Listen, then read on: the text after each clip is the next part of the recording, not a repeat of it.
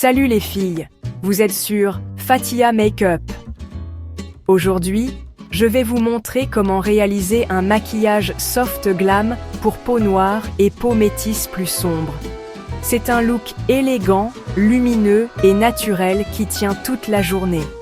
Préparez vos pinceaux, c'est parti. Je commence toujours par une peau propre et bien hydratée.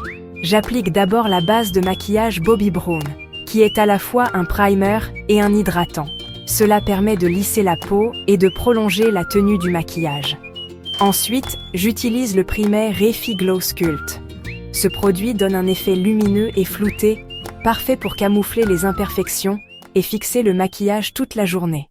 Pour le fond de teint, j'utilise le NARS Natural Radiant Longwear Foundation, en teinte Macao.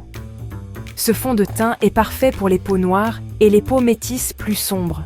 Je l'applique en tapotant avec une éponge humide pour un fini naturel et lumineux. Pour le contouring, j'utilise l'anti-cerne Full Coverage de Sephora en teinte 61P. C'est un produit très pigmenté, donc une petite quantité suffit. Je l'applique par petites touches sur les zones à sculpter, les tempes, les joues et la mâchoire. Je l'applique par petites touches sur les zones à sculpter, les tempes, les joues et la mâchoire. Pour illuminer mon visage, je mélange 2 teintes de l'anti-cerne Hourglass. Je commence par une teinte proche de ma carnation, Maple, puis j'ajoute une teinte plus claire au centre pour un effet lumineux. J'estompe le tout avec une éponge humide pour fondre les produits parfaitement. Pour un effet bonne mine, j'utilise le blush liquide ELF en teinte Coral Crush. Je l'applique sur le haut des pommettes et je l'estompe vers les tempes. Sur ma peau noire et métisse plus sombre, il prend une jolie teinte rosée naturelle. Pour fixer le maquillage, j'utilise la poudre Fit Me de Maybelline en teinte 220 sur les zones où j'ai appliqué l'anti-cerne. J'utilise un petit tampon pour une application précise et légère. Je fixe ensuite le reste de mon visage avec la poudre One Size en teinte Medium 5 pour unifier le tout. Pour un effet bronzé, j'utilise le bronzer Fenty Beauty en teinte Mocha Mami.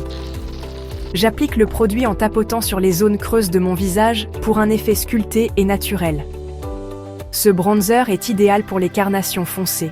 Je passe ensuite aux sourcils avec le crayon Urban Decay Brow Blade. Il est parfait car il a 2 embouts, un crayon pour dessiner et une encre pour un effet poil à poil très naturel.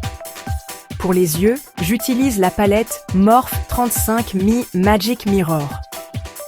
Je commence par un fard marron chaud dans le creux de paupière, puis un beige clair sur la paupière mobile pour illuminer. J'intensifie le coin externe avec un marron plus foncé et j'applique un trait fin d'ombre brune pour créer un effet eyeliner naturel. Pour les cils, j'utilise des faux cils légers et un mascara volumisant. Cela ouvre le regard sans trop l'alourdir.